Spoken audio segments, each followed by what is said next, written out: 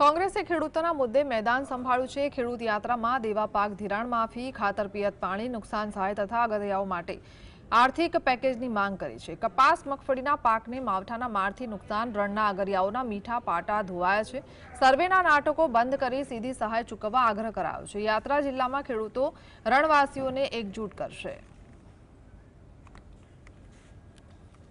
છેલ્લે માવઠું થયું એની અંદર 100% એમનો પાક નાશ પામ્યો છે। તો આ પાકના પૈસા માટે થઈને એમને ખેડૂતોને 100% નુકસાની આપવી જોઈએ। કોઈ સર્વે નહીં, નથી, પણ ખેડૂતો એટલા બધા ત્રાહીમ છે આ સરકારથી કે ખેડૂતોને પોતાના સર્વે ક્યારે કરે તો 25% માંડ આપવામાં આવે છે। ખેડૂતોને પૂરતા ભાવ નથી આપતા।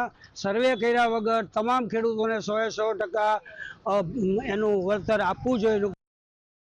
આજની તારીખ સુધી સરકારે કોઈ જાહેરાત કરી નથી, કોઈ સર્વે કરવાની જરૂર નથી, તમામ ખેડૂતોને લાભ આપવાની જરૂર છે।